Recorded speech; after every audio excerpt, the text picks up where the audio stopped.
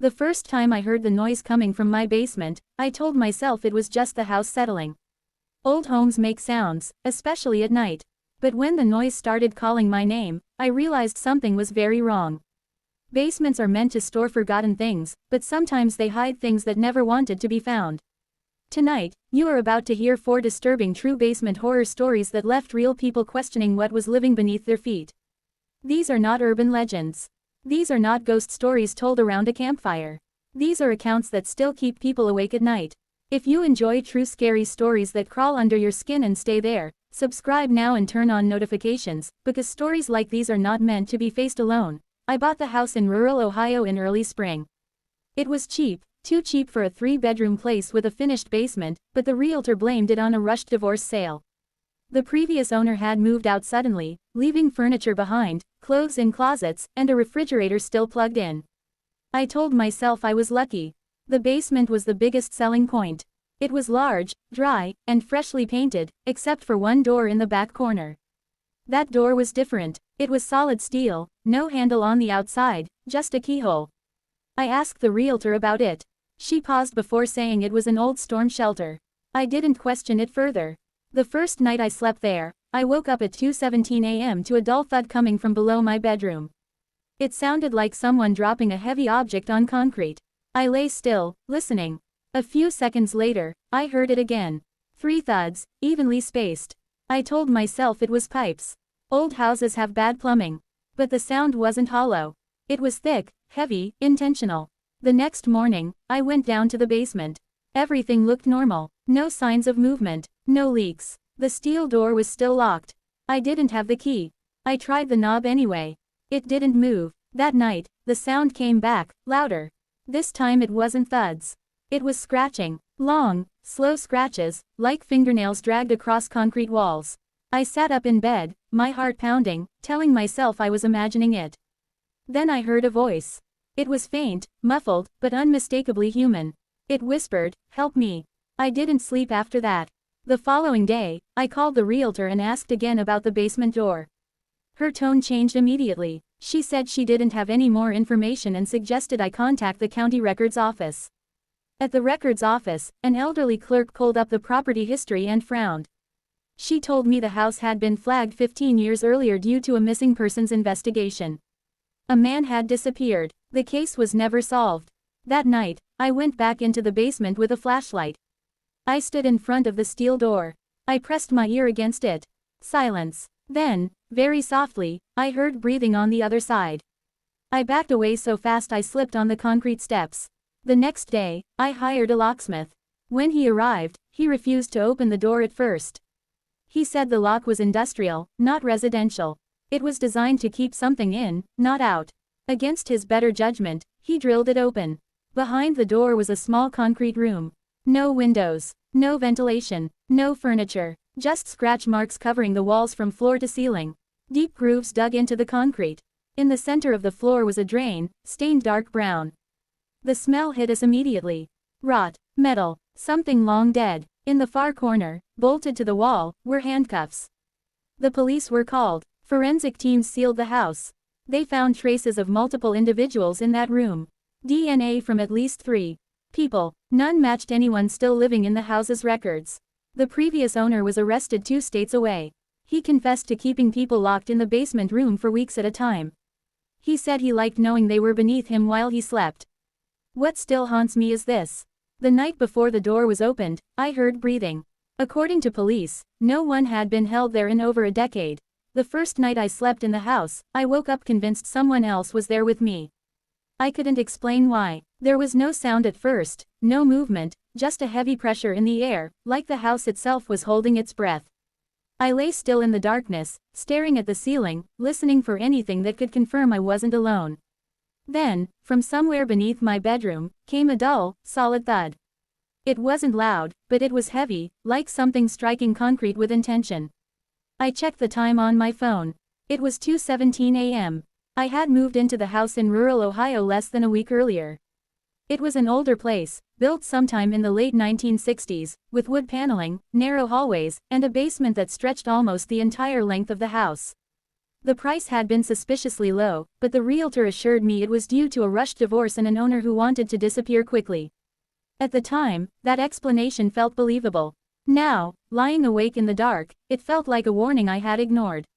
The thud came again, then again, 3 times, evenly spaced. I told myself it was pipes, even though I had never heard pipes sound like that before. I stayed in bed, too afraid to move, until the noise stopped. When it finally did, the silence felt worse than the sound. It was thick and unnatural, like something was waiting. The next morning, I went down into the basement to convince myself there was nothing wrong. The space was clean and freshly painted, almost too clean for an old house. The concrete floor was smooth, the walls bare. Everything looked normal, except for one thing. In the far back corner was a steel door. Not wood, not hollow, solid metal, painted gray, with a heavy industrial lock. There was no handle on my side, only a keyhole. I remembered asking the realtor about it during the showing. She had hesitated before calling it an old storm shelter. At the time, I accepted that answer. Standing in front of it now, I realized how strange it really was. Storm shelters usually have ventilation. This door had none. I tried turning the lock. It didn't move. That night, the sound returned, but this time it was closer. Louder. It wasn't a thud anymore. It was scratching. Long, slow drags against concrete, followed by pauses, as if whoever or whatever was making the noise was listening for a reaction. I sat up in bed, my heart racing, my mouth dry. Then I heard something that erased all doubt. A voice. It was faint, muffled by distance and walls, but it was human. It whispered one word, over and over again. Help me. I didn't sleep after that. I sat with the lights on until morning, replaying the sound in my head, trying to convince myself it was a dream. But dreams don't leave you shaking hours later. The next day, I called the realtor and demanded answers. Her tone changed immediately. She stopped sounding friendly and became distant, cautious. She told me she had disclosed everything she knew and suggested I contact the county records office if I had concerns. That response alone told me there was more she wasn't saying. At the records office, an elderly clerk pulled up the property file. As she scrolled through the history, her expression tightened. She told me the house had been connected to a missing persons investigation 15 years earlier. A man in his early 30s had vanished without warning. No body was ever found. The case went cold. That night, I stood at the top of the basement stairs, staring into the darkness below. Every instinct told me not to go down there. But curiosity and fear pushed me forward. I grabbed a flashlight and slowly descended. The beam cut across the concrete walls until it landed on the steel door. I stood inches away from it, my breath shallow. I pressed my ear against the cold metal. At first, there was nothing. Then I heard it, breathing, slow, uneven breathing, close enough that it felt like someone was standing on the other side, listening to me the same way I was listening to them. I stumbled backward, nearly falling down the stairs as panic took over. The following morning, I hired a locksmith. When he arrived and saw the door, his face went pale. He told me the lock wasn't residential. It was the kind used in warehouses and holding facilities. He asked me if I was sure I wanted it opened. I told him yes. It took nearly an hour to drill through the lock. When the door finally creaked open, a smell poured out that made us both gag. It was the smell of rot, metal, and something else I couldn't identify but will never forget. Inside was a small concrete room, no larger than a walk-in closet. The walls were covered in deep scratch marks, layered over each other, reaching as high as a person could stretch. In the center of the floor was a drain stained dark brown. In the corner, bolted into the wall, were rusted handcuffs. The police arrived minutes later.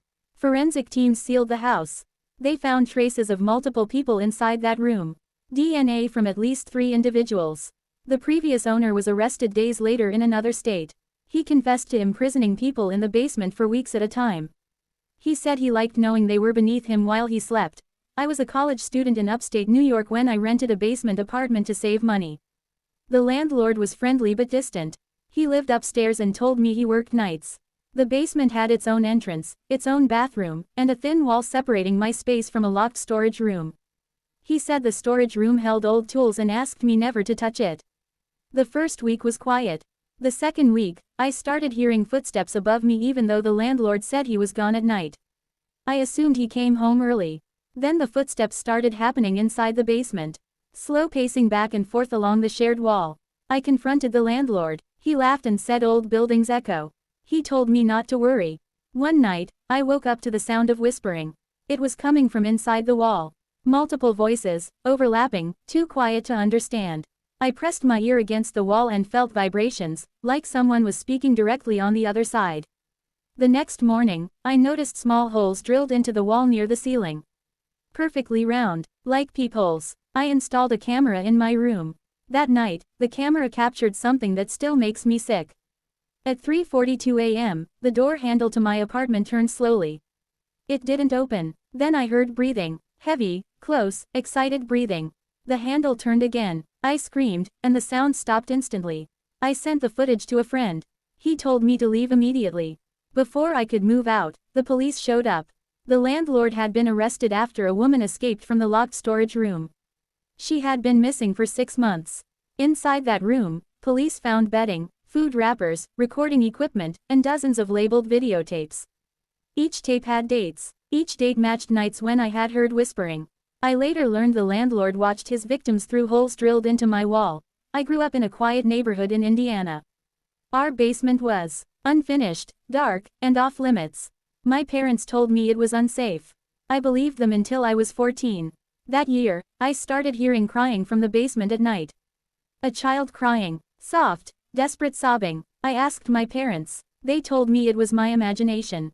One night, I snuck downstairs. The basement door was locked. That had never happened before.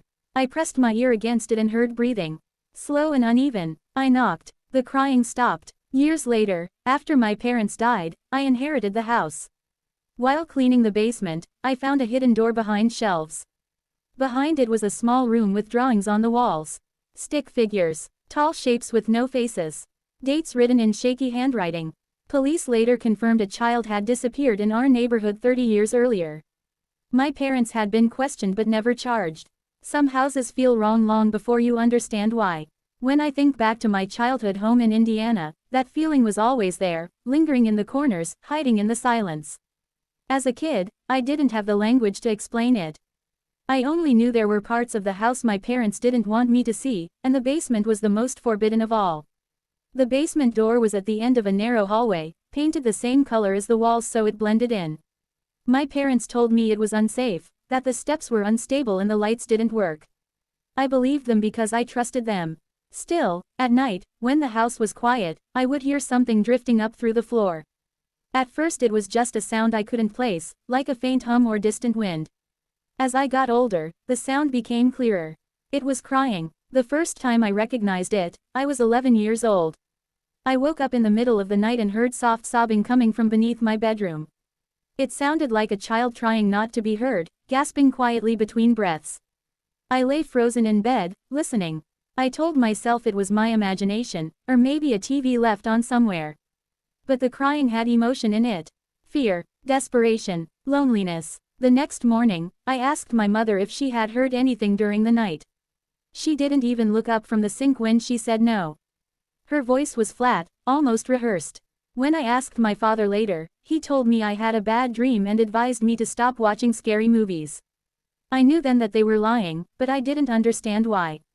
The crying didn't happen every night. It came in waves. Sometimes weeks would pass with nothing, and then suddenly it would return, louder than before. By the time I was 14, it was impossible to ignore. One night, I followed the sound to the basement door. I pressed my ear against the wood and felt a vibration, like someone breathing on the other side. I reached for the handle. It wouldn't turn. The basement door had never been locked before. I knocked once, lightly, my heart pounding. The crying stopped instantly. The silence that followed was worse than the sound. It felt like someone was listening, waiting. The next morning, the door was unlocked again. When I asked my parents about it, they became angry. My father told me never to go near the basement again. My mother started crying, which scared me more than the yelling. After that, the subject was never mentioned. Years passed. I moved out, went to college, built a life far away from that house. My parents grew older. We spoke less often. When they both passed away within a year of each other, the house became mine. Walking back into it as an adult was unsettling.